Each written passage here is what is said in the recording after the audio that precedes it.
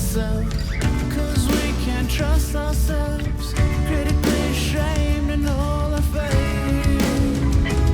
We'll make a murder scene, yeah, this is the American dream. You're gonna have to fight if you wanna believe, to see it all away.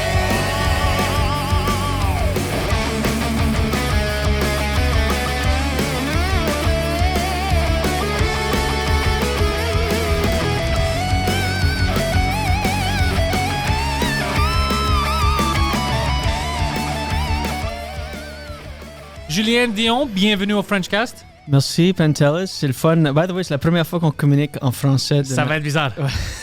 Puis les deux, on parle pas français. Anyway. Non, c'est... l'humour qu'on avait vu, comme mon stand-up et ton stand-up, c'était en français qu'on avait fait ça ensemble. Oui. La première partie de Mike. Ah oui, c'est vrai. Alors, l'humour. on sait qu'on peut parler en français. Mais dans les loges, c'était tout anglais. Tout anglais, ouais. À cause des réflexes. Ouais, c'est vrai. Avec Mike, c'est bizarre quand on fait un podcast en français. Ah ouais. Parce qu'on parle en anglais entre nous deux. Ouais. Ça fait bizarre. Puis là, même juste avant d'allumer les micros, là, on était full anglais. Full anglais, ouais. Tu vois, à cause des réflexes. Mais tu vois comment maintenant je switch vite. Ouais. Avant, c'était plus difficile pour moi. Ça fait combien de temps que tu parles français? Je parle français toute ma Comme vie. toute ta vie, mais comme constant, comme où tu peux communiquer dans ton travail, dans ton métier, genre. Ben, quand je travaillais dans les bureaux puis tout ça, je parlais en français, mais mon accent était vraiment fort parce que les communications avec les clients étaient toujours en anglais. Mm-hmm. Alors, je parlais en français avec le monde autour de moi, puis c'était pas beaucoup. Tu n'avais pas besoin parce que toute ta communication, c'était en anglais. Puis, à cause que je faisais le stand-up en anglais, je parlais en anglais, je consommais tout en anglais. J'avais pas de raison de parler en français. Alors, j'ai perdu beaucoup de mon français. Puis, au fur et à mesure de le refaire, puis faire du stand-up, là, ça revient. C'est fou comment ça se perd vraiment. Comme moi aussi, c'est ma langue maternelle. Je suis acadien du Nouveau-Brunswick, mais j'ai habité à New York, Toronto. Puis quand j'étais à Toronto, j'étais serveur dans un restaurant. Je faisais du stand-up aussi, mais j'étais serveur dans un restaurant. Puis même que ça arrivait que j'avais des clients en français, je savais que c'était francophone, puis je continuais en anglais parce que j'imaginais où la conversation allait se rendre, les questions sur le menu, puis tout ça, puis j'allais juste en anglais. Puis c'est ma langue maternelle, ça, je le perdais. Mais là, depuis 2018 que j'ai commencé à faire du stand-up en français, là, ça revient de plus en plus. En plus, j'habite à Québec, je suis à Wakefield. Ben, malgré que Wakefield, c'est comme 50-50. Là, c'est comme, ouais, c'est une communauté qui a été établie par les Écossais et les Irlandais way back. So, c'est à peu près 50-50% anglophone, francophone. OK, moi, je fais l'effort puis je pousse des humoristes anglophones ici de le faire en français pour s'habituer, pour continuer parce qu'ils ont peur. Je parle pas souvent, je parle pas bien. Je dis, moi non plus. Mais si tu te pratiques, ça va devenir naturel. C'est souvent c'est la gêne. Ouais. Comme ma femme est anglophone, elle parle français, elle comprend très bien le français. Elle est née à Ottawa. Ça fait toute sa vie, mais ça la gêne d'essayer. Parce qu'ils veulent pas faire d'erreur ou whatever. Puis je comprends. Moi, je vais la motiver. Écoute mon accent. Si moi, je peux le faire, tout le monde peut essayer. On dirait que tu as comme un accent. C'est quoi l'accent? C'est péruvien. C'est grec. Ben, je suis grec, alors je pense que c'est grec, mais je sais pas c'est quoi, parce que lui, il parle pas comme moi. Okay. Alors, je sais pas pourquoi j'ai un accent comme ça. C'est complètement... Ça sonne comme si que j'écoute une série Netflix avec des dubs d'Afghanistan, quelque chose. Ouais, c'est bizarre. C'est pas un accent. Sur ça, quand le monde dit « il est anglophone », puis après, je commence à parler en français, puis c'est comme... Mais c'est pas l'intonation, c'est quoi ça? Ouais, c'est cool, c'est comme charmant, c'est comme musical, quand même. Phil, ici, le réalisateur, lui avait dit que je parle grec en français. C'est comme ça qu'il essaie de l'expliquer. Il dit, je pense que c'est ça. Ça fait bien du bon sens parce que ton cerveau doit être programmé, parce que tu parles grec? Grec, anglais, puis français. OK. Ouais, ton cerveau, quand tu penses, en quelle langue penses-tu? Ça change-tu comme... Maintenant, ça change, bro. Puis je me catch, je pense dans les trois langues. Pas dans la même fois, mais il y a des fois où je me parle à moi-même en français. D'autres fois aussi en anglais. D'autres fois aussi en grec. Ça dépend de la situation, de qu'est-ce qui se passe. Si je suis vraiment fâché, c'est habituellement en grec. Tu retournes à ta langue maternelle quand c'est fascinant. La passion, tu sais. Pour le stand-up, pour l'humour, maintenant, je pense beaucoup en français. Ouais. Quelque chose qui arrive, j'écoute la radio, quelque chose, puis c'est tabarnak. C'est ça. Puis, comme des idées que j'ai, des fois, c'est en anglais. Oh, I should do this. C'est bizarre. C'est bizarre. C'est vraiment malade, le cerveau, comment de niveau puis de layers qu'il peut avoir en même temps. Tu sais, quand tu fais du stand-up, tu es en train de faire un number ou un gag, puis tu es en train de penser à ton prochain, tu n'es même pas comme présent à la salle. C'est la même affaire avec la langue. Puis moi, je trouve que ça varie. Si je fais beaucoup de shows en français, je commence à parler en français. Tu peux dire quand tu comptes. Si je compte, 1, 2, 3, 4. Si c'est en français, je commence, OK, j'ai fait beaucoup de shows en français, whatever. Mais si je suis choqué ou pissed off, mon go-to, c'est cocksucker. Cocksucker. Cocksucker, ça, c'est comme... Moi, c'est fuck ou tabarnak. Ah ouais. Tabarnak. Moi, c'est cocksucker, puis... ouais, c'est pas mal ça, cocksucker, actually. Tout le monde, c'était des cocksuckers. Comment est-ce que ça se passe maintenant en Gatineau, bro, avec ton podcast, tout? Ça va bien? Ça se passe très bien. By the way, c'est mon premier café ici en 50 jours. Non, 70 jours. Pourquoi? Tu es en prison? Je suis en prison. Je suis en prison mentale. Non, je fais le 75 hard, ouais, je fais le cleanse. J'ai une personnalité addictive comme big time. So j'ai arrêté de boire, d'alcool, fumer du pot. Je suis tout le temps, c'est kind of un running gag de ma vie. Je suis tout le temps en train d'arrêter quelque chose, tout le temps en train d'écouter. Mais c'est tout le temps un running gag avec mes C'est trop amis. excessif pour toi? C'est trop excessif. Ben, ça commence en modération, puis là, ça build. Comme moi, c'est le weed. J'adore le weed trop. So, ça commence une fois de temps en temps, puis là, c'est dans peu de temps, c'est wake and bake, puis là, je suis gelé tout le temps, puis là, Tu travailles pas. je travaille pas, je suis pas motivé, whatever. So, je suis tout le temps assez d'arrêter. So là, ça fait 70 jours le café, ça fait 45 jours le weed, puis l'alcool. J'ai arrêté de me crosser, puis le porn aussi. Mais c'est bon d'arrêter tout ça pour un peu. Pour un peu. Ouais. Mais là, c'est malade, comme je viens comme une femme. Mais le porn va te fucker, bro. C'est ça. Ça Trop de rewire. porn? Ouais, c'est ça. Ouais. Puis c'était comme, c'est pas que j'étais tout le temps sur le porn ou whatever, mais c'est que c'était comme une compulsion, tu sais, où que j'étais tanné, j'étais bored, j'ai comme, I guess que je vais me crosser, comme je peux me crosser mou. C'est comme à ce non, point-là. ça, c'est une addiction. Ouais, c'est une addiction. So, je fais ça à peu près une fois par an où j'arrête tout. So, le weed, j'aimerais que ce soit permanent. As-tu besoin? Pour être créatif, as-tu besoin du weed? Ben, j'aime de penser que non, parce que j'aime d'être comme full nature. Puis, tu sais, quand tu as un iPhone, puis tu télécharges des applications, souvent, c'est des applications que tu as déjà la technologie dans ton iPhone par défaut. Mais il y a des applications qui sont déjà ils sont juste comme repackaged, so tu les downloads, puis tu utilises ça comme des différentes reminders. Puis tu l'as déjà dans ton téléphone. C'est quand même comme ça que je pense de mon cerveau. C'est comme, par défaut, j'aime de penser que je suis créatif assez, que je peux écrire du stand-up, puis faire mes podcasts, puis tout ça. But motherfucker, surtout quand je prends une pause de weed, puis je prends des jujubes, sativa surtout.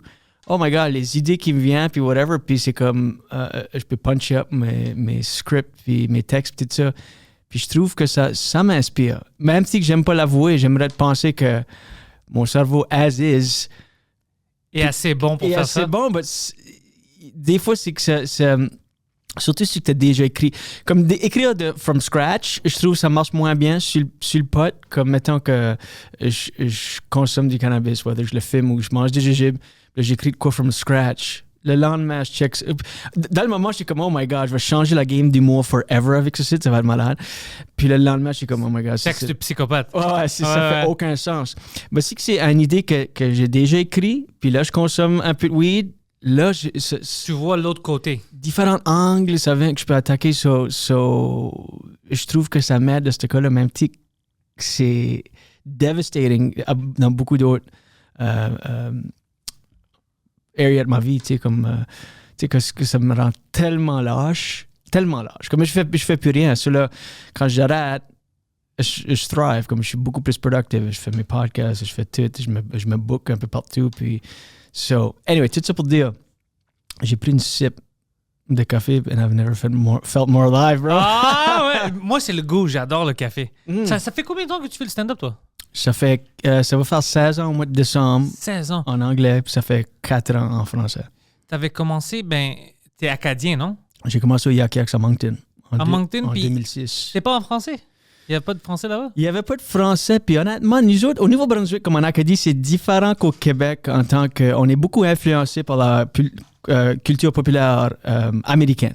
OK. Right? Moi, j'ai grandi à écouter Seinfeld puis Simpsons, mais Simpsons en anglais. Comme... Ici aussi, mais je trouve que les Québécois sont bons à comme consommer. on va Oui. dire Netflix, les affaires anglais pour voir c'est quoi, mais de rester quand même québécois. Oui. Tu vois, de ne pas lâcher être québécois pour devenir américain. Ils peuvent consommer les autres cultures sans changer. Ben, il y a tellement une huge culture québécoise. Ce qu'on a qu'à dire, il n'y a pas comme. Ouais, c'est c'est ça beaucoup aussi. plus limité. I mean, il y en a. Mais, puis comme, je trouve, surtout dans les dernières années, comme 10-15 ans avec Netflix, puis tout, là, tu as accès au monde, c'est ta télé, power. So, oui, comme Québécois, tu peux consommer beaucoup plus, mais comme. À l'époque, c'était beaucoup plus interne, comme les Québécois consommaient beaucoup, comme les Simpsons. Vous Ouais. avez vos propres vedettes, comme Homer vient de décéder il y a comme 2 ans, whatever, puis c'était comme les grandes nouvelles. Moi, j'ai aucune idée c'était qui, qui jouait Homer en français. En au français, Québec. c'était... Moi, je peux pas regarder ça, j'ai ri trop. Je me souviens, Marge. Homer! Pourquoi? Comme c'était trop bizarre pour moi. Quand je vois que... Moi, j'aime regarder les films dans leur langue originale. Ouais. C'est ça. Je préfère les sous-titres si je comprends pas. Les dubs sont bizarres pour moi. J'allais te demander, comme c'était quoi la série coréenne, voyons, Que tout le monde... la huge one. Tu regardais ça sur Netflix, toi? Ouais. C'était quoi, Poseidon? Squid Game. Squid Games. So, Moi, j'ai c'est- pas vu ça, c'était pas pour moi. OK, ben c'est comme ça. Ça, c'est comme le test intellectuel. C'est comme, OK, le regardes-tu avec des subtitles ou dub? Moi, je suis un dummy, moi, je dub tout. C'est comme... Puis c'est pas le même show, I guess. Tu t'en manques. Ça, j'aurais dubbé ça parce que c'est trop compliqué pour que je lis puis je regarde. Ouais. Mais comme les... Ah, mais je m'excuse d'interrompre. Le Ouais. dub sur C'est bon? cette émission-là, apparemment, c'était terrible. Oui, apparemment, c'était ouais. même pas le même show que t'écoutais, comme c'était... Ça donnait... Ça, ouais. Ils ont pris les dubs d'un autre film. C'était Friends. Ouais. Moi, je peux pas écouter quelque chose. J'aime ça écouter les films et des choses comme ça dans la langue originale. Mhm. J'aime pas ça. Quand je peux. Ouais. Peut-être, ouais, il y a des fois... Je pense que j'ai vu un film japonais sur Netflix, une série japonaise, Alice in Borderlands. Je me souviens pas. Je pense que peut-être j'ai dubbé ça. Je me souviens OK. pas. Ouais, so... Anyway, tout ça pour te dire... en Acadie, nous autres, on était beaucoup... Comme moi, c'était Simpsons en anglais, c'était Seinfeld, c'était tout Saturday Night Live, c'était tout du stand-up en anglais. Jusqu'à quelques années passées, puis vraiment quelques années, comme 2-3 ans, 4-5 ans, je connaissais vraiment pas beaucoup d'humoristes québécois. Je connaissais Mike, sûrement, je connaissais une couple d'autres. That was it. Comme, Juste les grands noms. les grands noms, pas avant que j'ai commencé à en faire, que je connaissais. Puis même les grands noms, je ne connaissais pas comme... Beaucoup, tu sais, comme... en musique non plus. To this day, je dis tout le temps, comme mes référents de culture populaire québécoise, c'est Mitsu, puis Éric Lapointe. That's it. C'était comme pour moi ça. So, pour cette raison-là, à moi, c'était toujours... Je voulais faire du stand-up depuis un jeune âge, puis c'était comme juste naturel que ça allait être en anglais. C'était comme ça. Puis il y avait l'idée qu'en anglais, ça ouvre plus au reste de la planète. C'est Ouais. beaucoup plus d'opportunités. Mais I mean, ça a tout changé depuis que j'ai commencé à le faire en français, mais ça, c'était kind of ma philosophie au début. Vu que je suis acadien aussi, comme pour les premières années, j'ai eu beaucoup d'opportunités à le faire en français. Je me disais, l'énergie que ça prend à focuser puis monter un number ou un spectacle dans une langue, je vais juste le faire en anglais. So, j'ai dit non beaucoup de fois. Puis là, c'était pas avant 2018 que j'ai fait mon premier number en français. Où ça? C'était durant le cadre du Hubcap Comedy Festival à Moncton. Puis j'étais sur un show bilingue. C'était animé par Derek Seguin. Il y avait moi, Eddie King, puis Nive. OK. Puis c'était un show bilingue. So, je pensais faire anglais, Derek anglais, Eddie puis Nive en français, obviously. Puis comme une semaine avant le show, le directeur du festival, Robert Galland, m'a appelé, puis il était comme, puis ton number français, ça s'en vient. Je suis comme, what the fuck, tu parles? Cocksucker! C'est comme, quoi tu parles? Oh, lui, il pensait qu'il t'avait booké pour faire ça en français. Il m'a booké pour faire ça en français. C'était un switch. Il dit non, on fait un switch. Il dit comme Français-anglais, Nive français-anglais. puis Eddie vont faire anglais. Puis toi puis Derek vont faire français. Oh, ça, on c'est fait- intéressant. On fait un thème, comme c'est comme un switch-up. C'est ça le whole thème du gala. C'est comme des humoristes français, ça c'est en anglais, des humoristes anglophones, ça c'est en français. Ça, c'est cool. C'était cool, mais je le savais pas du tout. So, j'étais comme, oh my God. So, j'avais une semaine à me préparer. Il dit honnêtement, tu peux switcher back and forth, tu peux comme... Si t'en as besoin. Ouais, si t'en as besoin, fais-toi-en pas. Je dis non, je vais. C'est finalement, j'ai la chance, l'opportunité de me forcer puis de le faire en français. Je vais le faire en français. Ça, j'avais une semaine, typical mentalité de stand-up anglophone. Parce qu'en français, au Québec, les humoristes travaillent beaucoup plus fort. J'ai rien fait pour la semaine. Ça, là, c'était la journée du show, puis j'étais avec Aaron Berg. Il était à Moncton faire le festival. Puis on a été s'entraîner. By the way, il ne va jamais t'entraîner avec Aaron Berg. C'est incroyablement humbling. Il est trop fort, hein? Ouais, So, anyway, on était au Good Life sur la main à Moncton. Puis là, what's going on, buddy? You look stressed, whatever. On était coloc à New York, moi, puis Aaron. Je le connais très bien. Je savais pas. J'adore Aaron, great guy. Ouais, très bon. Puis, il dit, what's going on? Je dis, faut que je fasse un set à soir en français. Il était comme, so? Puis Aaron comme son personnage sur scène, c'est beaucoup comme crass, puis comme whatever. But Aaron actually Vraiment trash. Vraiment trash. Ouais. Puis, but en personne, Aaron, c'est comme la personne la plus positive, motivante, super nice guy. Puis comme, what the fuck, why? She dit, I don't know, I'm stressed out. I have to do a set in French. She dit, but you're French. Un excellent point. Ouais, je dis, OK, point taken, excellent point. Puis il dit, j'ai dit, I know, but I haven't written anything. Il dit, so you're a comic. Go do it. You can just go up there and find the funny, do it in French. Puis ça m'a tellement apaisé, comme aussitôt qu'il m'a dit ça, just a weight lifted off my shoulders. J'étais comme, oh my God, of course. Il dit, how long do you have to do? J'étais comme, 10 minutes. Shut the fuck up, man. Il dit, come on. Il dit, just go up there and speak French. Do your act in French. J'étais comme, OK. So j'ai fait un set list, mon pacing. Un set que j'allais faire en anglais pendant 10 minutes. Je pensais que je vais juste traduire in the moment sur scène. J'avais l'avantage que c'était mon hometown. Ouais. Puis je connaissais tout le monde. Puis c'était au Théâtre Capitole. C'était comme 700 personnes. Puis aussi, c'est ta langue maternelle. C'est ma langue maternelle, of course. So, mais vu que c'était à Moncton, puis pas comme à Québec, ville de Québec ou Jonquière, tu sais, je pouvais parler comme que je parle chez nous. So, il y avait beaucoup plus de mots anglais. Puis ça que je fais quand je joue maintenant en français. Mais ça a très bien été. C'était great. Puis François Simard était là avec Juste pour rire.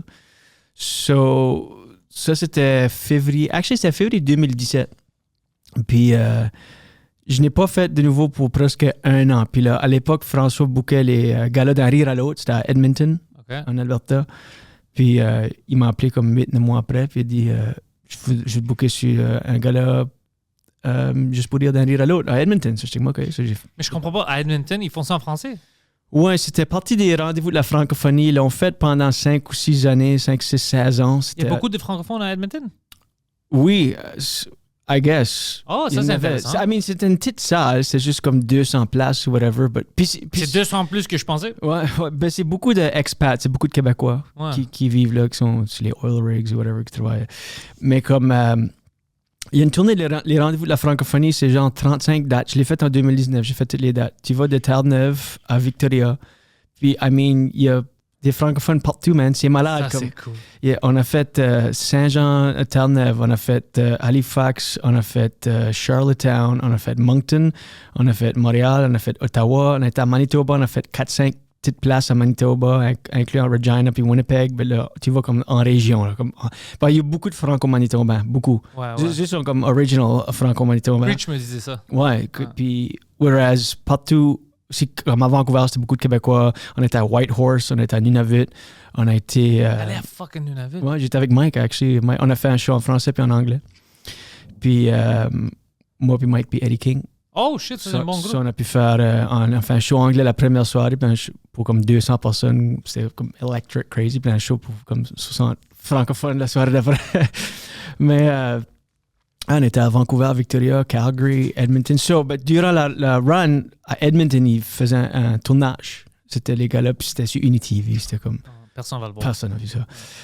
Ils ont fait 5 ou 6 saisons. Ils ont fait les premières 4 saisons ou 5 saisons à Edmonton, puis la dernière saison à Moncton au Théâtre Capitole. So, ça, c'était ma première fois où il fallait que j'écrive un texte, comme j'étais pas habitué à écrire, comme pour la TV, ils m'ont dit, OK, soumets un texte, puis cela, c'est comme, OK, c'était juste la deuxième fois que je faisais du stand-up en français, puis là, ça m'a forcé là vraiment comme scriptidité. Moi, je déteste ça pour le stand-up, d'écrire des textes. Je déteste ça. C'est le pire. C'est le pire. Puis tous les stand-up vont vous dire ça. Mhm. Mais le monde qui sont pas des stand-up, qui demandent pour les textes, ils comprennent pas comment c'est.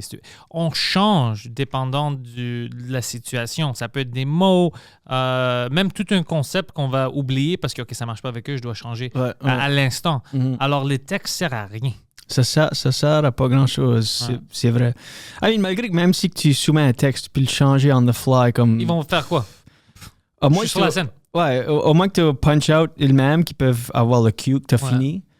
Dans le milieu, tu peux kind of... Ici, à moins que tu sacs pas puis que ton matériel est trop trash ou whatever, mais tu peux le changer. But ça m'avait forcé à juste vraiment l'écrire, enlever les mots anglais, tout ça. So. Puis là, j'ai fait... Mike était là, c'était là. Mike, Phil Bond. Ouais, il était là. Puis... Et t'as-tu laissé sortir de son auto ou non? Mais ça, c'était actually. Ça, c'était comme te montrer un point comment est-ce que je connaissais pas d'humoriste québécois. J'ai rencontré Phil Bond pour la première fois. J'ai aucune crise d'idée c'était qui. Je vois sur Facebook, il y avait 300 000 followers sur sa page. Ouais. Ça, c'est comme le disconnect qu'il y a en Acadie puis le Québec. Puis c'est Ouais. juste une province à côté de l'autre. Puis je connaissais aucunement plein d'humoristes. Comme Écoute, des moi je humoristes viens super d'ici puis je les connaissais pas. Alors Ouais. imagine. Je sais, c'est comme... Qu'est-ce que ce monde vend des billets là? Comme des têtes blanches, I guess? Je sais pas. Anyway. So, je pense que je vais shit mes culottes avec ce café ici. I love it. Si t'as besoin d'aller à la toilette, dis-moi, on va prendre un break. Non, pas vraiment. mais- Ouais. So, c'est pas mal ça comme au début du stand-up en français. Puis t'as jamais arrêté. T'as dit non, moi je continue. Là, j'ai continué. Pour la première année, je n'ai pas fait. Puis après mon premier rire à l'autre, j'ai signé avec Juste pour rire management avec François puis Gigi. Es-tu bon avec toi? Parce que j'entends plein de choses pour le management de Juste pour rire que des fois, comme ils font pas grand-chose. Tout le monde a ses histoires. Ben, c'était bon pour moi dans le sens que, tu sais, j'ai une maison à Wakefield. So, je suis pas dans le centre. OK? Je suis à 2 heures de route. Actually, je viens juste de me pogner un pied à terre à Montréal, by the way. Oh, nice! Ouais, so, je suis pas loin de site. So, Very good. we're hanging out. Ouais. J'ai besoin des chums. Ouais, mais nous, on est proche d'ici. OK, cool. À 10 minutes ici, ouais. Ouais, je viens juste de me pogner. J'ai payé mon loyer le 1er octobre. Bro, c'est fantastique. Boom. Alors, tu vas faire des sets au bordel? Ouais. T'as parlé avec Mason? Ouais. Oh, nice. Ouais, je l'ai dit, j'ai un pied à terre à Montréal still. So, I'm in, baby. I'm in. Book me. Nice. So, c'était bon pour moi de signer avec Juste pour Rire Management parce que j'étais pas ici tout le temps. Puis en humour, c'est comme out of sight, out of mind. Right? Ouais. Souvent, c'est comme, c'est jamais personnel. C'est rarement personnel. On va pas penser à toi si t'es pas là parce qu'ici, il y a plein d'humoristes. Exact. So, puis c'est comme, même moi, étant que, tu sais, quand je book ma soirée ou les soirées que j'ai produites dans le passé, c'est qu'il y a des humoristes que je bookais pas puis qui étaient choqués après moi. C'était rien de personnel. C'est juste, je te vois jamais, j'y pense juste pas. So, c'est comme, faut que tu sois alentour. So, être avec Juste pour Rire Management, c'était un bénéfice pour moi à ce point-là. Mais il y avait d'autres choses qui marchaient moins bien. Tu sais, comme, j'avais un gars là qui passe à la télé puis je le découvrais comme 2 jours après. C'est comme, ah ouais. Puis c'est moi qui les disais, comme, hey, mon gars là a passé. C'est comme, ah ouais, c'est vrai. Tu sais, comme, moi, un manager, c'est vrai, comme, hey, by the way, ça s'en vient, jeudi, t'es au gars là, tu sais, let's go, on va l'écouter. Il y avait du stuff comme ça, des contrats qui ont été droppés, comme, j'étais supposé faire un corpo, puis là, comme, dernière minute. J'étais comme, j'ai pas de détails pour le corpo de demain. Ah ouais, annulé la semaine passée. Je suis comme, OK. Ben, tu dois me dire ça. Ouais, il y a comme une couple d'affaires comme ça qui était un peu moins professionnelle, mais overall, c'était bon pour M'établir un peu, ouais. m'établir un peu. J'ai fait toutes les soirées, j'ai fait everything. Tu sais, j'ai tourné avec les autres pour les rendez-vous de la francophonie. J'ai fait les galas d'un rire à l'autre, puis Comédia, puis Trait d'humour, tout ça. Je les ai fait à tous les années, de 2018 à 2021. So, c'était bon d'être comme... Ça m'a fait être connu avec les gatekeepers, les bookers, puis tout ça. Les producteurs, puis les diffuseurs, puis j'ai animé une soirée Juste pour rire à Saint-Hyacinthe. So, c'était comme good de ce sens-là. J'étais avec eux autres pendant comme 2 ans, puis là, on a split ways. Maintenant, tu fais ça toute seule? Indépendant? Je suis tout seul, indépendant, j'ai pas de gérant. Comédia me book, je suis avec eux autres pour des corpos, exclusivement. Es-tu bon pour booker le corpo? Je viens juste de signer, je te dirais, dans Ouais, une dis-moi, couple de je semaines. suis curieux. Ça a de l'air, so far so good. I mean, ils sont pas mal sur la coche. Ouais, hein? Incroyablement sur la coche. Marie-Pierre Gravel puis Alex Dénommé, là, mes agents comme d'IA, sont vraiment, vraiment sur la coche. Comme, je les parle presque tous les jours. Puis c'était la première fois que j'ai signé avec eux autres. C'était la première fois que j'étais dans 15 ans, 16 ans de carrière, que j'étais dans un meeting avec une agence où ce que la vibe était que eux autres voulaient vraiment que je signe. C'est habituellement comme, tu sais, please hire me, comme, Ouais. I'll do my best. Puis c'était le contraire. C'était comme, je voulais vraiment clairement travailler avec moi. Ils ont fait ça clair et précis. Ils connaissaient mon background, ils connaissaient tout le site, ils ont fait leur recherche. J'étais comme, wow, comme c'était... Ah, ça, c'est cool. C'était vraiment cool. Puis comme j'ai dit, c'est la première fois en 16 ans que ça arrivait. Ça, c'était comme... Moi, je suis le contraire. Je déteste tout le monde. J'aime ça le faire toute seule. Ouais. Mais pour moi, c'est plus facile à cause du Frenchcast. Ben oui. Ben oui. C'est mes pubs. Ouais. Puis je peux aller booker des salles parce que le monde va me connaître à cause de l'Internet. Ben, t'as vraiment bâti quelque chose de spécial, puis t'as comme suivi vraiment le modèle kind of américain de comment, comme avec le podcast, puis tes réseaux, puis comment tu branch out là-dedans. Comme, parce que souvent, c'est comme... parce que tout le monde a un podcast, right? C'est comme... Ouais. C'est presque obligé. C'est Ben comme, non, ouais. c'est comme ta calling card. Si Ouais. tu n'as pas, c'est weird. C'est comme si quelqu'un te découvre que t'es humoriste, puis ils vont chercher pour un podcast, puis tu n'as pas. C'est comme, c'est comme si t'as pas de site web. Caches-tu quelque chose, lui? Ouais, c'est comme... Mais toi, t'as comme bâti ça, puis tu utilises ça pour te booker, puis pour bâtir tes fanbase, où c'est souvent le contraire, où Ouais. les gens ont comme... Ils sont comme... C'est ce que je veux dire? Ouais, il s'établit, puis après, ouais. ils font... ouais, non, moi, c'est... Parce qu'au début, c'était trop difficile d'essayer de te faire booker en anglais, par exemple, il n'y a pas de travail. Alors, si j'avais pas les réseaux, j'avais pas des podcasts, c'est impossible de percer. Ouais. Mais en français, ça a vraiment rajouté tout pour moi. Ça changeait tout le game pour moi. C'est beaucoup plus facile pour moi maintenant. Puis comment d'épisodes t'avais en anglais avant que t'as fait le switch en français? Ben, Pas le switch, mais que t'as ajouté Ouais, tu veux dire le stand-up ou le podcast? dans ton podcast. Le podcast, c'était un peu une joke. C'est pour ça que même le logo, c'était le logo du podcast. Puis avec le French, c'est le Frenchcast. C'était un peu une joke parce que le monde disait « Hey, fais ton podcast en français. Puis comme le stand-up, je disais « Ben, ça n'a pas marché. On va faire des tests. Tu sais, je vais faire le Frenchcast, le seul, parce que j'avais mon accent, le seul podcast anglais qui est en français. Alors, j'ai invité Yann Terriot pour faire le premier épisode. Puis le monde a aimé ça. Puis j'étais comme, peut-être le Frenchcast, peut-être ça peut marcher. Alors, j'ai commencé à inviter mes amis du milieu francophone, Michel Grenier. Au début, c'était juste les gens que je connaissais personnellement. Tu sais, je pouvais pas comme inviter des gens qu'on se connaissait pas parce que c'est un nouveau podcast, Ouais. c'est en français, puis j'étais un anglophone, allophone. Alors, c'était trop difficile. Mais mes amis qui venaient au podcast étaient des gens vraiment comme intéressants. C'était drôle, c'est beaucoup du fun. Alors, le monde aimait ça. Moi, je commençais à aimer ça de plus en plus. J'étais plus confortable, plus à l'aise en français. Après, il y avait d'autres gens qui je ne connaissais pas, mais étaient grands dans le milieu, qu'eux, ils voulaient le faire. Ils étaient vraiment intéressés par le concept, puis ils aimaient que je mettais un effort. Puis c'était des grands noms. Alors, ils ont dit, non, moi, je veux faire ça. J'étais comme, what the fuck, ça, c'est... tu sais. Ouais. Les grands noms en anglais vont pas nécessairement faire un podcast d'un francophone qui essaie de le faire en anglais. Right. Mais en français, c'est différent. Alors là, j'ai vu ça, puis j'ai eu beaucoup de soutien, beaucoup de support du monde, du public. Alors, je dis, OK, si eux, ils me supportent comme ça, ben, maintenant, c'est le temps que moi, je mets 10 fois l'effort. Eux, ils font un pas vers moi, moi, je vais faire fucking 10 pas vers eux. Ouais. Puis ça consommait tout, ça a commencé ça. Après, je commençais à faire beaucoup de stand-up en français à cause de Mike. Puis, je rentrais dans le milieu. Puis maintenant, ça fait partie de moi. Je ne peux pas penser à ma carrière ou à mes journées sans penser du Frenchcast ou de faire mon stand-up en français. C'est vraiment ça. Comme le bordel, maintenant, c'est la place que je suis le plus confortable. Puis, Wow. si tu me disais ça fait 4 ans ou 5 ans, je te dirais c'est ridicule. Ça va jamais marcher. Crazy. Puis maintenant, c'est chez nous. J'y pense de faire mon podcast en français, mais j'ai pas de raison de pas. Non, tu devrais. Ouais.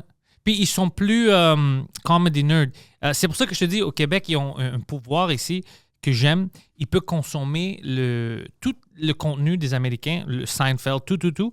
Comprenez qu'est-ce qui marche là-bas, pourquoi c'est bon, mais continuer d'être québécois, puis l'appliquer ici. Alors, des fois, moi et Mike, on a des références que tu penses, les Américains vont savoir ça. Mais toutes les comedy nerds ici connaissent toutes les références, connaissent tous les podcasts anglophones américains. Ils connaissent tout ça, mais dans le contexte francophone, ils comprennent pourquoi on l'utilise. Puis ça vient de là. Lui, la référence est de là. On n'a pas à faire dumb down. Ils sont au courant. OK. Puis des fois, il y a des publics en anglais ici qui vont pas comprendre les références parce qu'eux, ils sont vraiment... Ouais. C'est juste ici, c'est juste Canada, c'est juste, ils sont vraiment fermés. Oui. Ouais, alors, ça marche. Dès que tu mets un peu d'effort, tu vas voir que, shit, bro, ils sont en connaissance de tout. Tout. Ouais, c'est vraiment... Ben, il y a vraiment une vague de comedy nerd dans les dernières comme 5, 6 ans, plus 10 ans même. Comme tu as dit, ils consomment tout, les petites nuances, puis les podcasts, tout. Puis il y a tellement de contenu out there, c'est incroyable. Puis il faut juste... Je vais donner un exemple. Ça date de quelques mois maintenant. On avait fait un épisode spécial au bordel live. C'était un dimanche. C'était moi, Mike, puis Andrew Schultz. Andrew Schultz est un très grand humoriste américain. Il a un podcast, des specials, il est très, très bon. La majorité du crowd, c'était des francophones. Puis même après ça, quand on avait sorti ça, les francophones étaient comme « Oh shit, Andrew Schultz, ça c'est important. » Puis il y avait des anglophones qui étaient comme « C'est qui lui? C'est quoi? Qu'est-ce qu'il fait? Hein? Ouais. Puis il est comme « T'es sérieux? Il est un des plus grands noms. » Ouais. Puis les francophones sont au courant de son podcast, de qu'est-ce qu'il fait, tout ça. C'est pour ça que je te dis ça. Puis c'est important de pouvoir consommer, mais de rester toi-même. Ouais. Puis eux, ils peuvent faire ça. Ben oui. Ben, que ce soit en français ou en anglais, le contenu, que ce soit en français ou en anglais, je trouve que les Québécois ont une relation spéciale avec l'humour. Comme c'est l'art form numéro 1. Comme. De loin. Puis même les Québécois anglophones tombent dans le stéréotype de Canada anglais où qui s'en crissent. Comme tu as dit, ils ne connaissaient pas Andrew Schultz, qui est un des plus grands noms. Au milieu de l'humour. Au milieu. Period. End of. Puis c'est comme en anglais, je peux pas te dire comment de fois quelqu'un m'approche, puis c'est comme dude, j'étais au Yak Yak il y a 2 semaines, puis le headliner, c'était le plus funny humoriste que j'ai ever vu de ma vie. Je suis comme, OK, je le connais sans doute, c'est qui? C'est comme, j'ai aucune idée. Ouais, puis habituellement, si tu vois cette personne-là, c'est du matériel hack. Right. C'est du matériel que ici, au bordel, par exemple, aux open mic, tu vas pas le voir. Right. C'est quelque chose vraiment... Moi, je vois ça au Canada, puis je suis comme, tu peux pas améliorer ton milieu. Ouais. Ici, ils prennent ça vraiment au sérieux. Moi, hier, j'ai fait le show normal, puis après ça, il y avait l'open mic. Alors, j'ai resté parler avec mes amis. Pratiquement tout le monde avait un cahier plein. Comme Charles Brunet il me parlait, c'était plein son cahier avec des idées, puis qu'est-ce qu'il pense. Même s'il n'y avait pas beaucoup de temps, c'était l'open mic, mais peut-être juste avant, il aurait décidé, non, je vais changer, je vais parler de ça aujourd'hui. Tu sais, il était fucking, il travaille. Ben, j'ai remarqué ça quand j'ai commencé à faire du stand-up en français. T'arrivais dans une loge, puis il y avait comme un réfrigérateur plein de bière, right? Wow. Puis il n'y a pas un chat qui le touche. C'est comme personne en train de boire. Avant, après, sure, le monde va se défoncer, fine. Mais avant, comme tu as dit, tout le monde est dans leur notes. C'est des professionnels. En anglais, t'as un fridge plein de bière, c'est fini. Le monde va être blackout sur scène. C'est comment de bière qu'on peut boire avant le show. Puis ça va être comme une game. On va voir comment drunk on peut être sur scène. Ouais. Puis comme tu as dit, le travail souffre. Je veux pas mettre tout le monde dans la même catégorie. C'est pas tout le monde, parce qu'il y a des headliners. On généralise un peu. Ouais, il y a des headliners qui font des comedy clubs. Comme moi, je fais des comedy clubs en anglais. Je me considère pas un hack. Tu sais, je travaille non, mais c'est pas tout, bien sûr. Mais je veux juste dire que ça arrive beaucoup. Il y en a beaucoup qui font le même 45 minutes qui ont écrit en 94, puis ils vont de ville à ville. Ils sont toujours juste un step en avant de Taxman, tu sais, puis c'est comme... Ouais, ils parlent des magasins qui sont fermés, ils ont fait faillite, ça fait 10 ans. Ah là, j'ai un humoriste qui a fait en anglais, qui était... il parlait d'une femme qu'il a vue, puis il voulait dire qu'elle était belle, mais elle n'était pas si belle que ça. Ouais. Il dit, she was hot, but she was no Cheryl Tiegs in a swimsuit. Cheryl Tiegs? Poseidon, look up Cheryl Tiegs. C'est voir si elle est même en vie encore. Je pense qu'elle est peut-être décédée. Cheryl Tiegs. Puis c'est comme... Cet humoriste-là est décédé, Bob Keel, rest in peace. Mais il a fait la référence là, ça fait pas longtemps, comme 5-6 ans passés. Ça, c'est Cheryl Tiegs in a swimsuit. So. Elle a 75 ans. Okay. Exact. C'était ça son référent, dude. Récemment, comme in recent years. Puis, tu peux changer tes références. Oui, c'est facile. T'as juste besoin de le changer comme c'est super facile. Elle était hot, though. Elle était vraiment hot, ouais. Il y avait raison. Va donc sur le maillot blanc nouveau en mèche que t'avais juste là, ouais. Regarde-moi la patch au fait de la noune. Ouais. Ça a l'air d'une couche, on dirait. C'est comme quand même un turn-off. Tu commences en haut, t'es comme wow, sexy, wow, tu vois les nips, hot. Puis là, mais tu peux pas montrer son bouche. Là, puis là, tu vois, c'est vrai, c'est excessif. Mais anyway, c'était ça le référent. Puis aussi un autre humoriste, il a fait une joke puis le public était comme c'était kind of comme une shock reaction. Puis il dit what happened? Did Joni kiss Chachi behind me?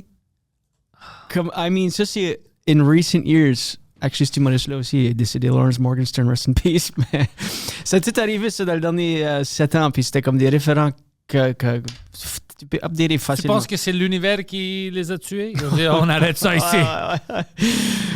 Tu peux juste faire tant de hack set jusqu'à temps que you're dead. You know? Mais moi, je pense que c'est la culture qui fait partie de ça.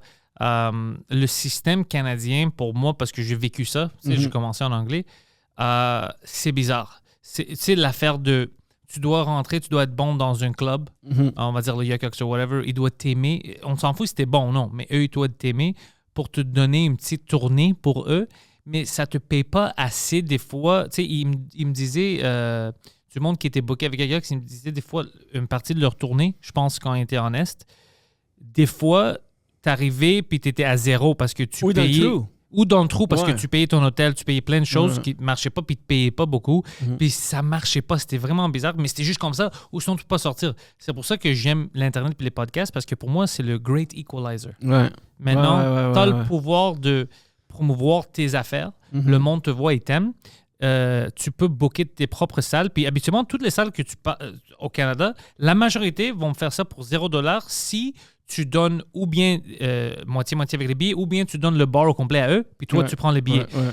Pour moi, je pense que ça, c'est le meilleur deal parce que eux, écoute, ils n'ont rien à perdre. C'est pas comme si ils vont te payer. Toi, tu te fais payer par tes billets, alors essaye de vendre des billets. Puis eux, ils vont faire de l'argent avec la bière, comme si c'était une bar night. C'est une bonne deal, tu peux faire ça, mais tu peux jamais faire ça si personne te connaît, personne ne va sortir. C'est pour ça que l'Internet est fort. Honnêtement, c'est Yuck Yucks qui a touché ça dans le Canada anglais. Le Canada anglais est unique comme scène d'humour. Comme aux États-Unis, c'est beaucoup similaire du Québec, right? Le star system, tout ça. C'est pour ça que en Europe, même chose, star system, en Australie, c'est comme Canada anglais est unique dans le sens que je sais pas c'est quoi l'expression en anglais, en français, mais en anglais c'est they cut you off at the knees, ok? Ouais, ils te coupent au genou. Ils te coupent au genou. C'est simple, ça. Je overthink celle-là. But anyway. Quand ce que Yuck Yucks a commencé à l'époque, puis Jeff Silverman, t'as Mark Breslin qui est le founder et CEO de Yuck Yucks, mais t'as Jeff Silverman qui est le président. So, Jeff Silverman avait écrit un livre à l'époque, puis il se braque de ce site où ce que, back in the day, huge comedy boom des années 80, t'avais juste comme 9 ou 10 humoristes qui étaient rostered sur qui étaient comme... Il faisait partie du Yuck Yucks, le brand. Là, il y en a comme 350, mais il y en avait littéralement 8 ou 9 ou 10. Ron Vaudry, Bob Keel, que je viens juste de mentionner, Lawrence Morgenstern aussi. Anyway, Larry Horowitz, une couple d'autres. Puis, il faisait des shows à des Yuck Yucks, puis c'était plein de monde, puis c'était des killers, puis c'était comme... Puis c'était pas des hacks à l'époque, parce que c'était des originals, c'était comme... C'était nouveau. C'était nouveau. So, ils ont été à Yuck Yucks, puis ils ont dit, on veut une raise, vous nous payez pas assez. Puis comme les clubs augmentation de salaire. Ouais, augmentation de salaire. Les clubs sont pleins de gens. Puis c'est des gros clubs. Le Toronto Super Club, Yuck Yucks, c'était comme 250, 300 places. Des huge comedy clubs, c'était plein. Ils les payaient rien. Ils les payaient rien, puis c'était des lignes autour du bloc pour 2-3 shows par soir. C'était juste malade. Ils ont été à Yuck Yucks, puis ils ont demandé pour une augmentation de salaire. Puis Jeff Silverman a dit, c'est pas vous autres qui vendent, c'est Yuck Yucks qui vend. C'est le nom Yuck Yucks. Vous avez pas rapport. Les humoristes ont threatené comme qu'ils ont fait aux États-Unis. Puis, ils ont fait des menaces que, écoute, on va faire arrêter de travailler. Ouais, on va faire une strike, je sais pas comment c'est ça. Puis une grève. Ouais. Puis Jeff Silverman a été au cimetière. Puis il se braque de son livre. Il était au cimetière, il a pris 3 noms d'humoristes décédés, il l'a mis sur le marquee. Puis sur l'affiche, puis c'était sold out. Il a dit, c'est pas rapport avec vous autres, c'est nous autres qui vendent. So, depuis le début, Yuck Yucks a été dans le business de vendre le nom Yuck Yucks. Que quand tu vas au Yuck Yucks, tu vas voir un show d'humour, puis sans crise, qui sont les humoristes qui sont là. So, ça a créé un système dès le début. Ça buildait ça, c'était la fondation. So, c'est comme... Puis tous les autres comedy clubs ont pris ce genre d'approche-là. Il y a une couple d'indépendants qui sont un peu différents, comme un Comic Strip à Edmonton, puis ça, ils promotent vraiment les headliners. Mais Yak Yak, c'est comme... Sure, si tu vas sur leur site web, tu peux voir qui s'en vient, mais c'est Yak Yak qui va le nom. Puis d'autres comedy clubs ont fait la même chose. Ça kind of fucké le whole système dès le début. Puis c'est ça la grande différence. Ça a venu que, comme j'ai dit plus tôt, les publics ont aucune idée sur qui les headliners. OK? Ils disent, j'ai vu le best humoriste que j'ai ever vu de ma vie. C'était quoi son nom? J'ai aucune idée. Tu vois, en français, tu fais un number, 8 minutes sur un show, tu fais une première partie, whatever, tu débarques la scène, tu as 11 nouveaux followers sur Instagram, tu as 22 likes sur Facebook. C'est comme les gens catch tes keys, puis ils te suivent parce que c'est comme c'est l'art numéro 1, comme above all au Québec.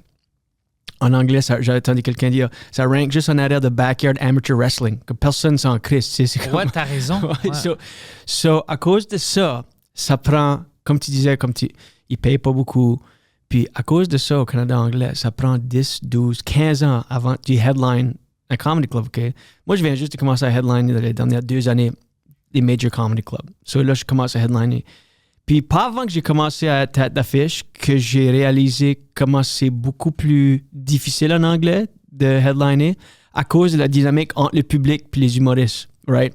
En français, par le temps que tu headlines, tu fais ton propre show, tu te loues une salle, comme tu as dit, tout le monde qui vient te voir, c'est t'es qui. Que tu vas à ton troquet, tout le monde sait t'es qui, ils viennent te voir, all right? So le public est ton public à perdre, all right? So tu commences ton number, tout le monde est excité de te voir, ils sont dedans, ils sont en feu, let's go. En anglais, t'as un animateur, t'as un feature middle act qui fait un 20-25, puis là, t'es headline pour un 45-55 minutes. Il faut que le show augmente. Pas le choix. L'énergie, il faut que ça augmente. T'es le headliner, OK? Ouais. T'as des feature acts, des middle qui sont super forts, que tu peux get away with l'énergie reste pareil, mais ça peut certainement pas dipper. OK? Il faut que ça continue à monter parce que t'es le headliner. Puis les gens s'attendent à ça, mais il n'y a pas un crise de choc qui sait t'es qui.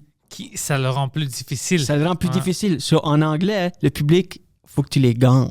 En français, par le temps que tu es tête d'affiche, les tiens à perdre. En anglais, ils sont là. Ça va être incroyable. J'ai aucune idée c'est qui, ben ça va être malade. So, win them over. T'as pas le choix.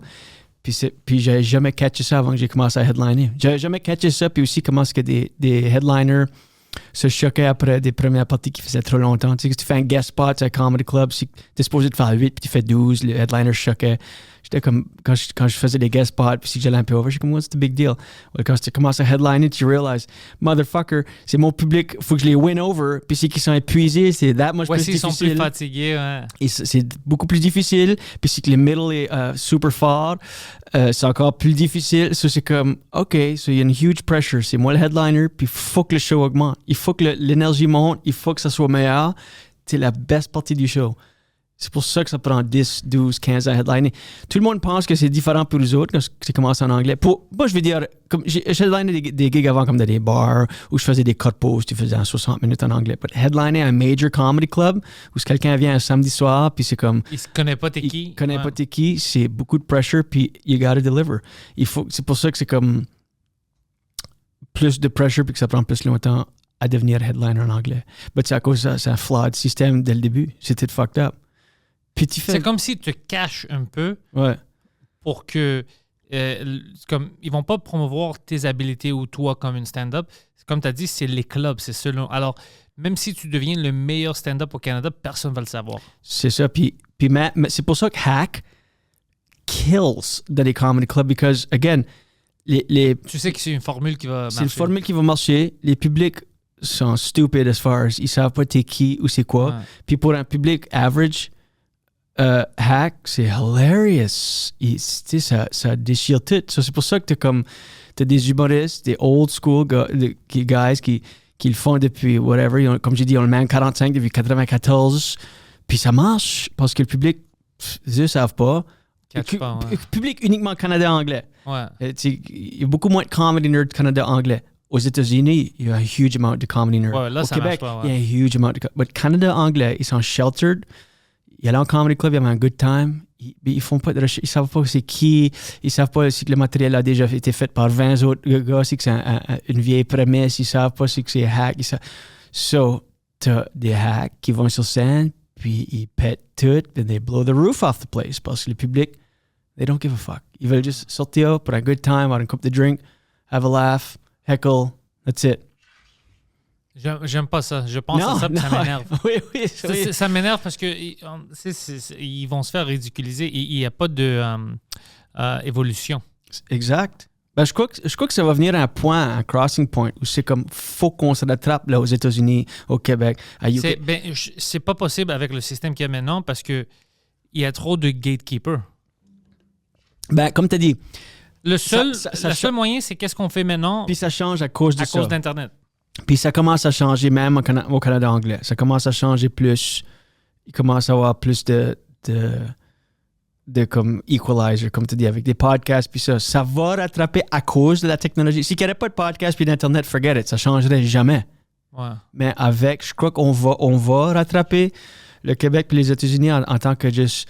comme juste la qualité. La qualité, puis juste le inner workings du système de comment ça marche. Je crois qu'eventually, ça va être aboli. Je pense que c'est important que les humoristes peuvent gagner leur vie avec ça. Puis c'est presque impossible au Canada. C'est pas tout le monde qui peut vivre à 100%. C'est ça que je pense que c'est difficile. C'est pour ça que tu vas pas avoir des nouveaux stars et tout ça, parce que personne ne veut rester à 100% quand ils ne peuvent pas payer leur loyer. C'est ça l'affaire. Au Canada anglais, c'est partie du plan de décoller. C'est comme, OK, c'est quoi ton plan? Quand tu commences un humour, c'est comme, OK, je vais commencer ici. Je vais commencer dans mon hometown. OK, je vais commencer... Je vais aller à Toronto. Je vais aller à Toronto ou Vancouver, mais usually Toronto. Puis là, je vais aller à New York ou LA ou London. C'est ça le plan. C'est comment stupide que c'est. Faut que tu fucking planifies de décoller. Moi, je veux pas décoller. J'adore le Canada. C'est great. Il y a des potes légal. C'est awesome ici. Comment ça se fait, faudrait qu'on décolle? Puis pas avant que j'ai découvert l'humour en français que j'ai réalisé que j'ai pas besoin de décoller. J'ai décollé. J'étais à New York pendant 2 ans. Mais... ouais, pour anglais. Pour anglais. Ouais. Puis, à moins que tu te carves une niche du côté corpo, ça, c'est possible. Tu seras jamais comme un huge star, peut-être, connu, mais tu peux faire une shit tonne d'argent en anglais dans le monde du corpo. Il n'y en a pas beaucoup qui le font. Ça, c'est comme mon gang-pain. C'est pas great. Des corpos suck. C'est pas ton first choix. C'est jamais le plan d'un humoriste qui se lance en humour de je vais commencer ici, je vais déménager à Toronto, là, je vais devenir un corporate comedian. Ouais. C'est jamais le plan. Hey, Sylvie, qu'est-ce qui se passe avec les fax? Ouais, exact. C'est le bullshit. Comme ça me fait mal. Jamais que tu sors de la scène, comme rarement. Il y en a qui sont le fun des corpos, mais c'est rare que tu finis un show corpo et tu es comme fucking right, j'ai un artiste, moi. c'est jamais ça. T'es comme, je suis une whore. Ouais. On est tous des putes. Ouais, on est tous des putes. Mais beaucoup plus du côté corpo. Comme un corpo, ça, c'est une autre affaire. En français, tu peux commencer à en faire presque tout de suite. Okay? En anglais, ça prend beaucoup d'années. À faire des corpos, ça paye comme $5,000 en montant pour un 60. Parce que tu fais 60 minutes dans une salle de banquet dans un hôtel où c'est 400 personnes. C'est rough. Tu as besoin de l'expérience. Mais tu apprends que ça n'a rien à faire avec ton stock. Moi, quand je fais un corpo, c'est pas mal le seul truc. Tu find out quel est le nom de la compagnie.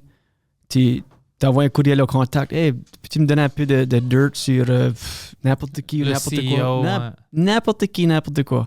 Juste, ça les allume. Oh my God, oui. Bob, il fait chier au golf. Il est pas bon. Gisèle, elle a beaucoup trop bu au party l'année passée. OK, merci. C'est tout ce que tu as besoin. T'embarques sur scène. Hey, Greater Toronto Air Conditioning and Refrigeration, what's up? Hey, Bob. J'espère qu'il n'y a pas de golf sur l'agenda en fin de semaine.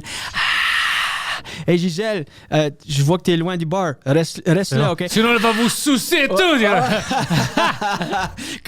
Puis là, tu fais ça. Puis là, tu vas dans ton matériel. Là, il y a une huge dip d'énergie. Puis là, tu es comme, whatever. Tu sweat it out pour 60 minutes. Tu débarques sur scène. Tu penses, fuck, je m'ai quand même planté. Mais là, il arrive à toi après, c'est comme, oh my God, quand je te parle à Bob, ça, c'est la funniest affaire que j'ai ever entendue de ma vie. Tu es comme, ouais, mais j'ai rien dit. J'ai juste dit qu'il est pas bon. Il est pas bon golf. Mais c'est comme, c'est tout ce qu'il s'en rappelle juste de ça. Il pourrait pas s'en rappeler d'un Christ de gag. Juste ça. Quand c'était roasté, je l'ai même pas roasté. J'ai juste dit, reste 20 pieds du bar all the time. C'était genius. Ça me fait mal au cœur. Ouais, exact. Ça fait pas. C'est pour ça que puis beaucoup d'humoristes anglophones deviennent bitter. Ouais. Je suis fucking bitter. Amer. Ouais. Comme amer puis négatif. Pour moi, j'étais tout le temps positif, good guy, tout le temps dans ma vie. Puis ça là, te détruit, ouais, parce que tu mets de l'effort. Moi, j'aime ça. Je rappelle ça aux Québécois parce que des fois, ils pensent que la qualité ici, le Québec est un peu en arrière. Puis j'essaie toujours d'expliquer non. Tu comprends pas comment c'est bon. Tu sais, au stand-up, je suis pas dans notre milieu pour savoir de qu'est-ce qu'on a ici. Alors, tu dois être fier puis le garder comme ça. Oui. Ne regarde pas les autres puis dire on est moins qu'eux. Parce que tout le monde que je parle avec, même les Américains, quand ils voient qu'est-ce qu'on a au bordel, on va dire, ils sont jaloux. Oui. Ah, ben oui. Alors, bro, c'est important de montrer ça aux Québécois, de dire non, vous avez créé quelque chose d'intéressant. Les Américains qu'on regarde comme le mecca de stand-up et tout ça, quand ils viennent ici, comme oh fuck, on est jaloux de ça, imagine ça partout. Ouais. Ça, c'est important. Ça, c'est un bon badge of honor. Oui, c'est vraiment. Faut que j'avoue que il y a un dicton en humour que tu peux toujours avoir une opportunité trop tôt dans ta carrière, mais jamais trop tard.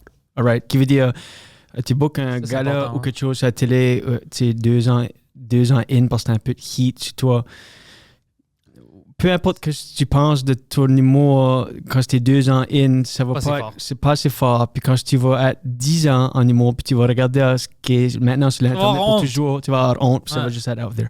Mais tu peux jamais être trop tard pour une opportunité, qui veut dire que tu seras toujours juste meilleur, right? Parce que stand-up, tu t'améliores forever. Si tu le fais pour 15 ans, tu étais mieux à 15 ans que tu étais à 10. Si tu le fais pour 20 ans, tu es mieux à 20 ans que tu étais à 15, 27. Tu es toujours en train de kind of évoluer. Si tu cares, hacks aside, tu es toujours en train de travailler sur ton métier puis que tu évolues. So, je dis kind of en joke quand je suis amer, mais je le suis. Mais j'avoue que j'ai beaucoup de fun, beaucoup de plaisir une fois que j'embarque sur scène parce que j'ai un énorme montant d'expérience. So, peu importe la situation. Puis ça se traduit aussi en français. Quand je le fais au Québec, oui, ça fait juste 4 ans que je le fais en français au Québec, mais ça fait... Le 15 ans d'expérience se traduit pour moi aussi. Sur scène. Ça m'aide, ouais. So, ça, c'est le fun. Je peux chier sur l'industrie, tout ça, puis dire que je suis amer, mais aussitôt que je déclippe le micro ça, c'est le best temps. Puis, parce que c'est vraiment la première fois de ma carrière, dans les dernières comme 2-3 ans, où j'ai vraiment du fun. Je me sens en contrôle. Je me sens finally capable.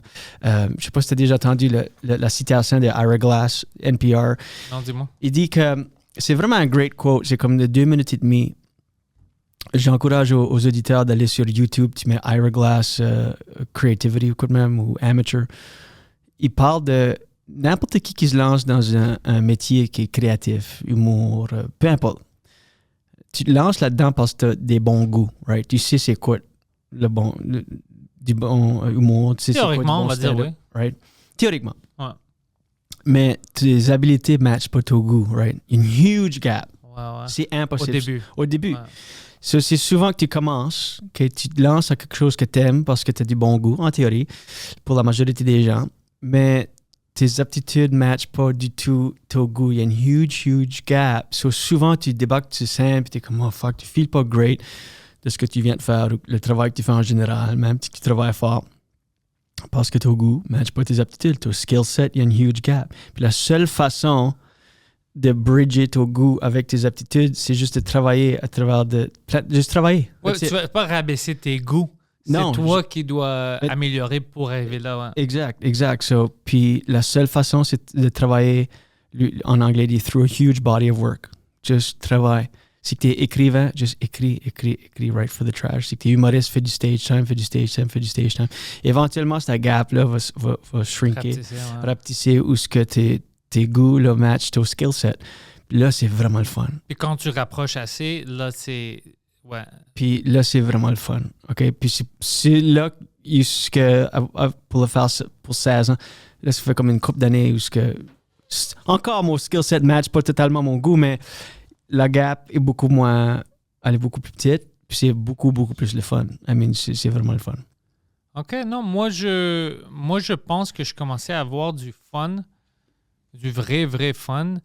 Ouais, plus que 5 ans, peut-être 6 ans. Ouais, j'avais toujours du fun, mais c'était comme tu dis, il y avait toujours quelque chose qui me manquait. Je pensais jamais que j'étais assez bon. Puis après 5 ans, là, j'étais comme, OK, non, maintenant, je contrôle un peu plus.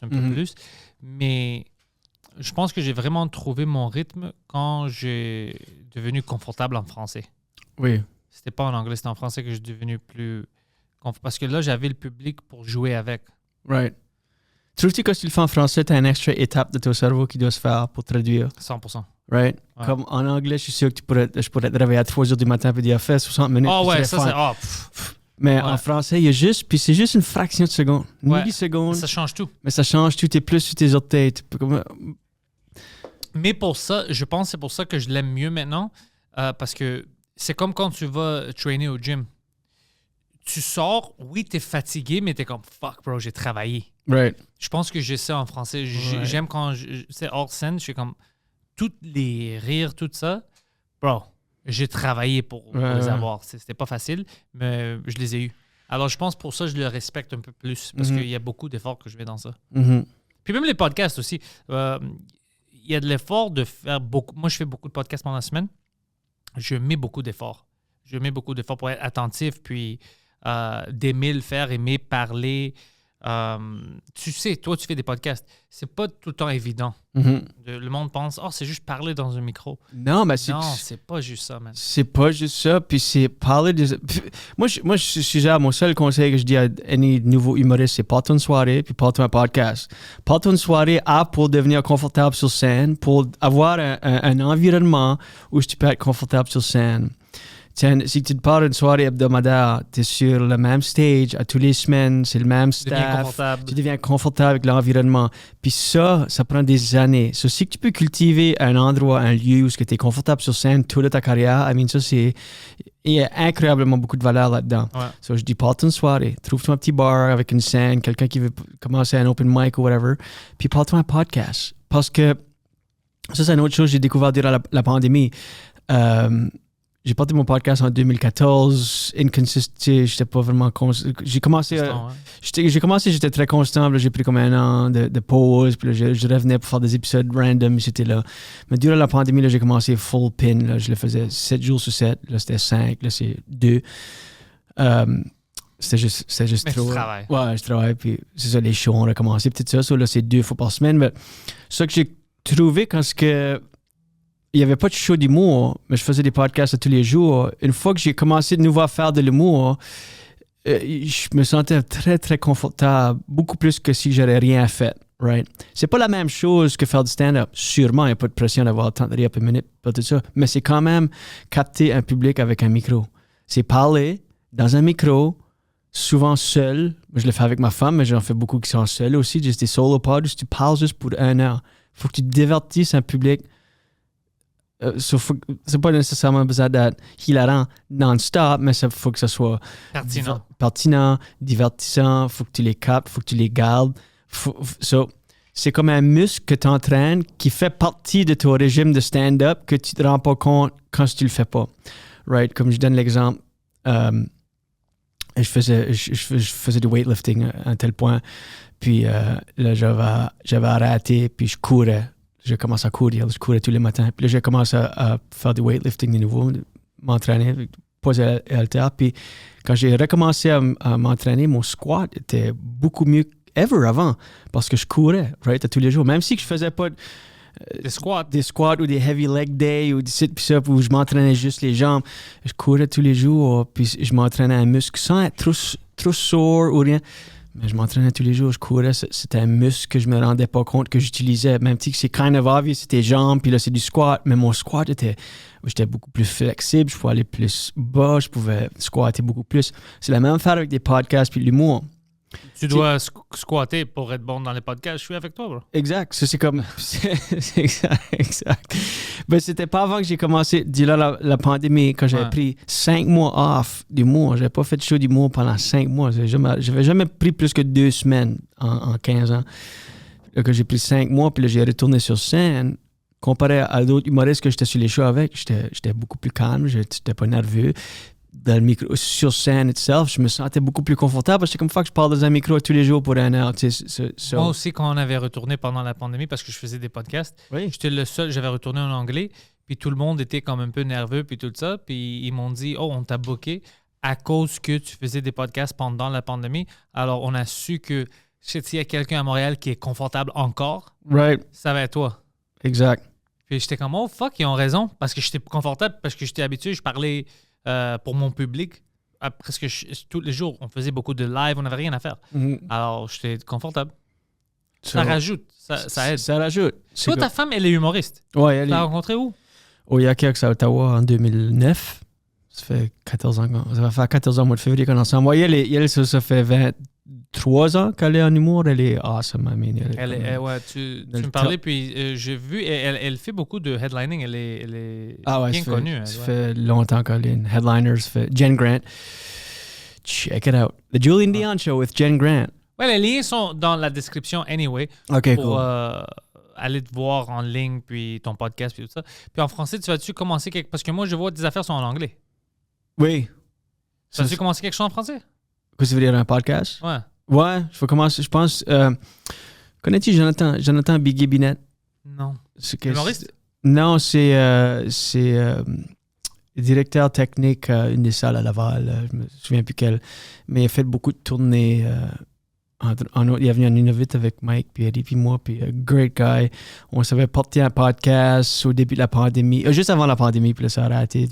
On va se reporter, surtout là que j'ai un pied à terre à Montréal. Là, je vais Tu peux rentrer, faire ton podcast, ouais. Exact. So, je vais définitivement commencer à faire des podcasts en français. J'allais peut-être faire juste mon show, mais en français, mais là, je vais faire de quoi avec Jonathan Biguet-Binet, là. Mais définitivement faire mon podcast en français. Mais j'adore ça. I mean, le podcast en anglais, ça va great. Ça fait longtemps qu'on le fait. On a pas beaucoup de vidéo views. C'est audio. Oh, c'est beaucoup d'audio. Ouais, j'aimerais bien te donner des indices, Ouais. mais moi, j'ai le même problème. Je sais pas comment comme rendre le monde qui aime ça audio de le regarder sur YouTube. Ben, je peux pas forcer le monde anyway, mais moi non plus, je sais pas c'est quoi la stratégie. Mais je sais pas J'ai si- une bonne force en audio. Ouais. Je sais pas comment la traduire sur Moi aussi, YouTube. I mean, mes vues sur YouTube sont abysmales. I mean, comme une douzaine, Ben, vingtaine. d'une manière, si je comprends que le monde, même moi, j'écoute beaucoup de podcasts.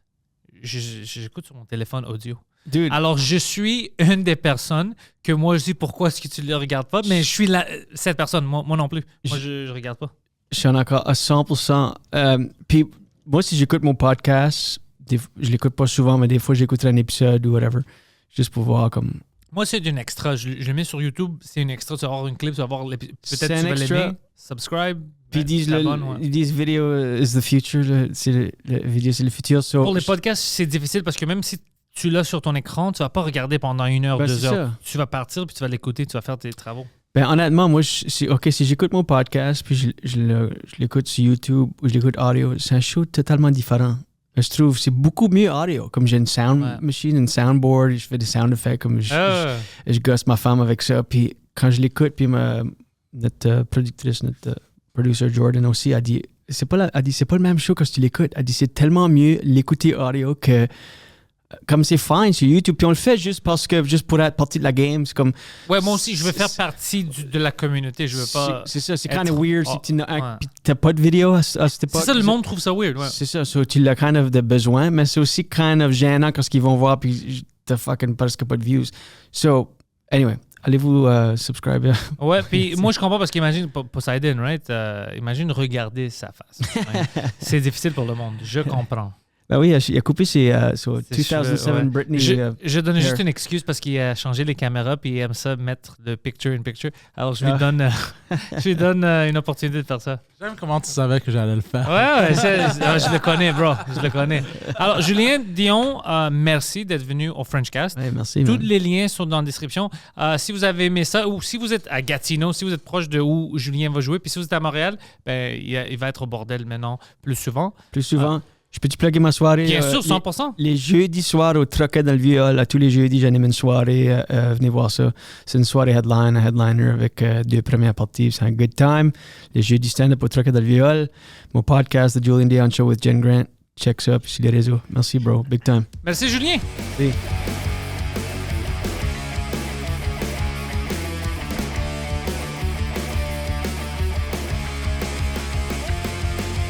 Welcome everybody to the thoughts in my head. All my confessions are the latest trend. I'll post them on my feed for you all to read. No remedy, no alibi. It's only me, myself, and I. Memories I capture, times gone by. We've built this prison cell.